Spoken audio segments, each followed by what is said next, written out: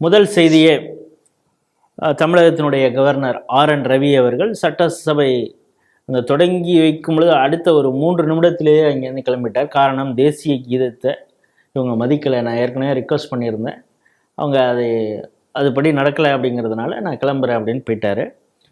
இது தமிழ்தாய் வாழ்த்துக்கு இவர் அவமானப்படுத்தி விட்டார் அப்படின்னு சொல்லி இவங்க ஒரு குரூப்பு, ஆளும் கட்சியினரும் மற்றும் அவங்க கூட்டணி கட்சியில் சார்ந்தவர்களும் பேச ஆரம்பித்தாங்க.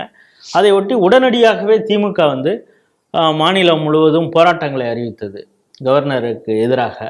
அப்படி நடந்த பல போராட்டங்களில் கவர்னரை மிகவும் கொச்சைப்படுத்தும் விதத்தில், அவருக்கு உயிருக்கே அச்சுறுத்தல் கொடுக்கக்கூடிய வகையிலும் பலரும் பேசியிருக்கிறாங்க. ராமநாதபுரத்தில் நடந்த போராட்டத்தில் முன்னாள் அமைச்சராக இருந்த சத்தியமூர்த்திங்கிறவர், முதல்வர் ஸ்டாலின் அப்படியே ஒரு கஞ்சாடை காட்டியிருந்தா போதும், இவர் கோட்டுக்கிட்டெல்லாம் கிழிச்சு இவரை டவுசரோட அனுப்பிச்சிருப்பான் சட்டசபையிலேருந்து அப்படின்னு சொல்லியிருக்காரு. எம்பியாக இருக்கக்கூடிய கனிமொழி அவங்க என்ன சொல்லியிருக்காங்க, நாங்கள் எங்களுக்கு தமிழருக்குன்னு ஒரு பெரிய பாரம்பரியம் இருக்குது, எங்களுடைய எதிரிகள்லாம் புறமிதிக்கிட்டு ஓட செய்திருக்கிறோம், பயந்துட்டு போகிறார் ஸ்டாலின்னு ஒருத்தர் ஏந்திரிச்சாலே அவர் பயப்படுறாரு, கவர்னரு ஓடிடுறாரு, நீங்கள் இனிமேல் கவர்னர் மாளிகையிலே இருந்துருங்க, வெளியில் வராதிங்க அப்படிங்கிறது மாதிரி அவங்க சொல்லியிருக்காங்க.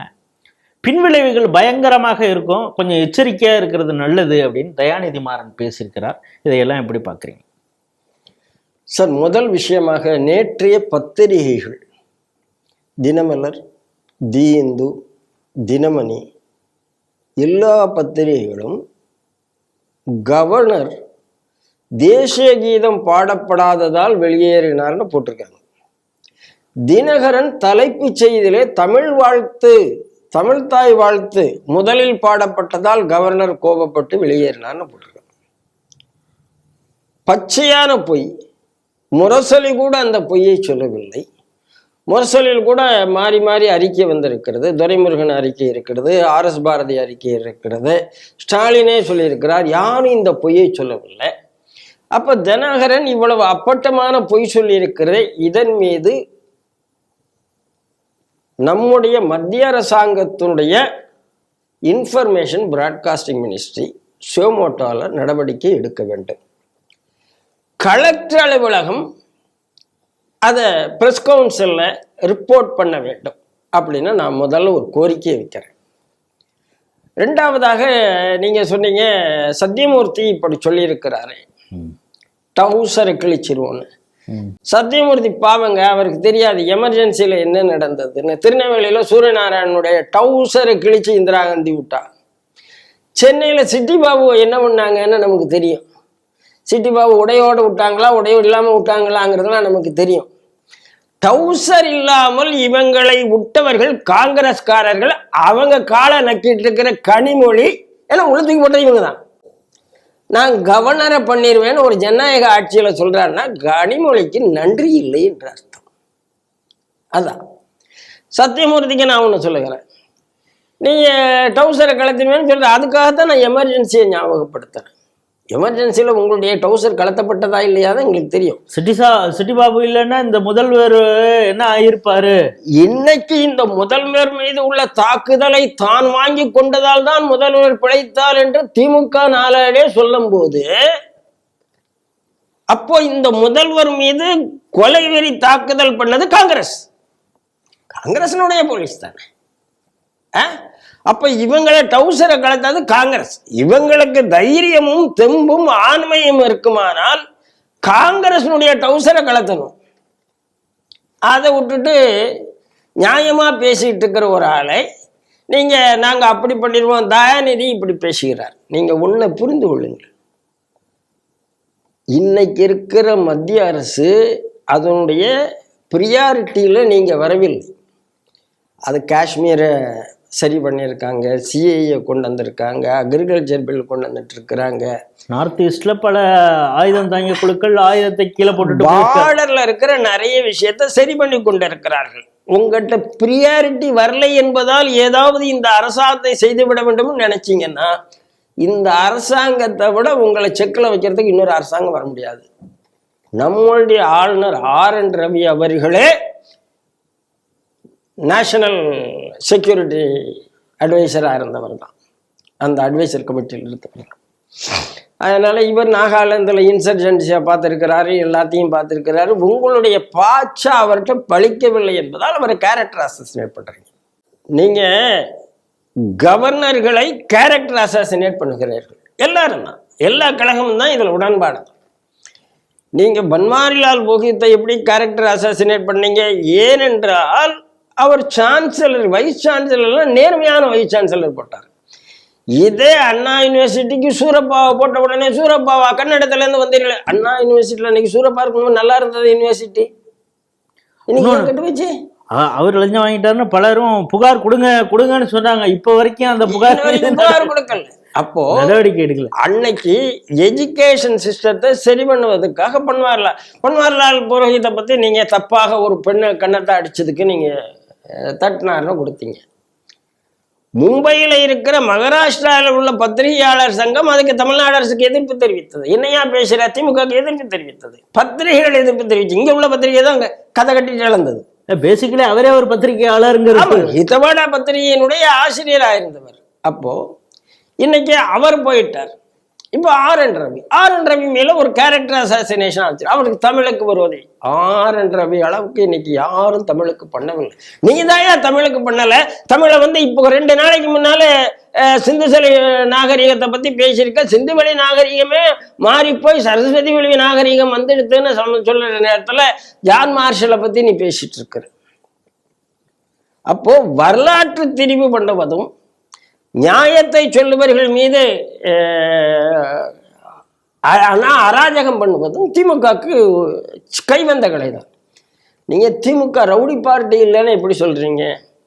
தினகரன்ல 3 பேரை மதுரையில் அடிச்சு கொண்டீங்க, சர்வே வெளியிட்டதற்காக. இவங்க குடும்பத்தை சார்ந்தவர்கள் பத்தி, குடும்பத்தை சார்ந்த நீ அடிச்சு கொண்டவங்க தானே நீங்க. சத்தியமூர்த்தி இன்னைக்கு சொல்லுகிறார் என்றால் திமுகவினுடைய டிஎன்ஏ ரவுடிசம். அதைத்தான் சொல்றாரு. ஏன் சூரியநாராயணன் டவுசர் கலத்தை அடிச்சாங்க, ஏன் சிட்டி பாபு அடிச்சாங்க அப்படின்னு சொன்னா, சிட்டி பாபு இவர் காப்பாத்தினாருங்கிறது வேற. இவர்களெல்லாம் பண்ண ரவுடிசத்தை அன்னைக்கு அவர்களால் தாங்க முடியல. அதான் காரணம். திமுக மீண்டும் தான் ரவுடிசத்தை காமித்து இந்த தமிழகத்தை டெரர்ல வச்சுக்கலாம் நினைச்சா அந்த காலம் மாறிவிட்டது. அதை திமுக புரிஞ்சுக்கணும், சத்தியமூர்த்தி புரிஞ்சுக்கணும். எனக்கு பயமா இருக்கு, சத்தியமூர்த்தியினுடைய டவுசர் என்னைக்கு போகுது. இப்போ நீங்கள் இந்த கருத்தை சொல்கிறீங்க, ஏற்றுக்க முடியுது. அதே நேரத்தில் ஒரு அச்சம் ஒரு சாராருக்கு இருக்குன்னா, இப்போ ஆளுங்கட்சியில் இருக்கக்கூடிய எம்பி, முன்னாள் அமைச்சர், இப்படி கவர்னருக்கு ஒரு உயிருக்கு ஆபத்தை ஏற்படுத்தக்கூடிய வகையில் பின்விளைவுகள் மோசமாக இருக்குன்னு தயாநிதி மாறன் சொல்கிறார். இதெல்லாம் வெத்து உதார் அப்படின்னு கடந்து போகலாம் ஒரு பக்கம் இருந்தால் கூட, ஆனால் இந்த மாநிலத்தில் தான் முன்னாள் பிரதமர் ராஜீவ்காந்தி கொலை செய்யப்பட்டிருக்கிறார்.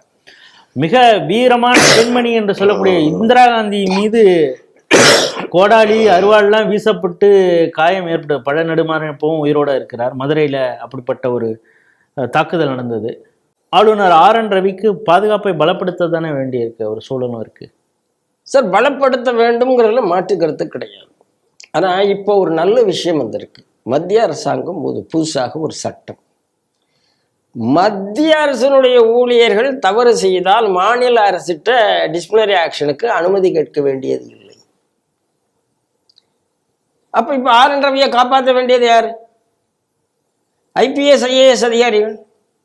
அவர்கள் இனிமே மாநிலத்துக்குள்ள ஒளிந்து கொண்டு இருக்க முடியாது. மாநிலம் பெர்மிஷன் கொடுத்தாதான் அவங்க மேல சார்ஜ் ஃப்ரேம் பண்ணணும் அவசியம் கிடையாது. மத்திய அரசாங்கம் ஃப்ரேம் பண்ண முடியும், மத்திய அரசாங்கம் இனிமேல் நடவடிக்கை எடுக்க முடியும். சட்டம் வந்தாச்சு. ஆகையினால் நீங்க நினைக்கிற காலகட்டத்தை கடந்து, அதாவது இந்த மாநிலங்கள் எப்படி திருடர்களை பாதுகாக்கிறது, அதுக்கு எப்படி இந்த ஐஏஎஸ் ஐபிஎஸ்ஐ கேடயமாக வைத்திருக்கிறது, இது எல்லா மாநிலத்தையும் பார்த்ததுனாலதான் இப்படி ஒரு சட்டத்தை மத்திய அரசு கொண்டு வந்திருக்கிறது. நீங்க சொன்ன மாதிரி ராஜீவ்காந்தி கொல்லப்பட்ட மண் இது, இந்திரா காந்தி மீது கொலைவெறி தாக்குதல் நடத்தப்பட்ட மண் இது. இதெல்லாம் யாரு கூட்டணியில்? மீண்டும் சொல்லுகிறேன், டிஎம்கே தானே. டிஎன்ஏ எங்க? டிஎம்கேல இருந்தானே வருகிறது. இவங்க நாங்க ராஜீவ்காந்தியை கொண்டு விட்டோம், இந்திராவை மிரட்டி விட்டோம், அவரை மிரட்டி விட்டோம். அப்ப சாதாரண மக்கள் பயப்படுறோம், மீடியா பயப்படுறதுக்கு, சினிமா பயப்படுகிறது, நேர சாஷ்டாங்கமா போய் கொடுக்குறேன். இன்னைக்கு ஒரு வீடியோ பார்த்தேன், இன்பம் நிதி இறங்குகிறார், காரணம் இறங்குகிறார். அப்படி ஒரு வரவேற்பு. இந்த கலாட்டா மீடியான்னு ஒரு யூடியூப் சேனல் ரொம்ப அசிங்கமாக இந்த இன்ப நிதியை தூக்கி வச்சு வந்து இறங்குறதுல இருந்து காமிச்சு ஏதோ பெரிய ஹீரோ வந்து இறங்கின மாதிரி. என்னடா பழப்பு இது? சீ, இவெல்லாம் எதுக்கு யூடியூப் சேனல் நடத்துறான்னு எனக்கு தெரியல. அறிவு வேண்டாம் உங்களுக்கு? அப்போ பிழைக்கிறது எப்படிங்கிற அளவுக்கு இன்னைக்கு ஆகிப்போச்சு. இல்லை, நீங்கள் அந்த பார்ட்டு அந்த யூடியூப்பை குறை சொல்லிட்டீங்க. அந்த இன்ப நிதிக்காக இந்த மிஷ்கின்கிற ஒரு டைரக்டர் வெயிட் பண்ணிட்டு இருந்த அந்த இதையும் பார்த்தீங்க தானே அந்த வீடியோவில்? அதுதாங்க தன்னை வந்து மிகவும் புத்திசாலியான ஒரு டைரக்டர்னு அவரே சொல்லிக்கக்கூடிய அந்த டைரக்டர் அவருக்காக வெயிட் பண்ணிட்டு இருக்கிறதையும் பார்த்தீங்களா? இதெல்லாம் தாங்க. அதாவது நீங்க நன்றாக புரிந்து கொள்ளுங்கள், திமுக என்பது ஒரு குடும்பத்தின் ஆட்சியா மாறியாச்சு, ரவுடிகளை ஏவக்கூடிய ஆட்சியா மாறிப்பாச்சு. நீங்க இந்த ரவுடிகளை வைத்து கொண்டே நான் வந்து மத்திய அரசை சமாளித்து விடுவேன் என்று நீங்கள் நம்பினா சார், அப்படி இல்லை. உங்களுக்கு மெஜாரிட்டி இல்லை, எதிர்கட்சிகள் ஒற்றுமை இல்லைங்கிறதுனால நீங்கள் ஏதோ சர்வே பண்ணிட்டு இருக்கீங்க. போன எலெக்ஷனில் 3% ஓட்டு தான் உங்களுக்கு டிஃபரன்ஸ் வந்தது. எதிர்கட்சிகள் ஒன்று ஆகாது என்று நினைத்து விட வேண்டாம். ஆகையினால எச்சரிக்கையார். அவ்வளோதான்.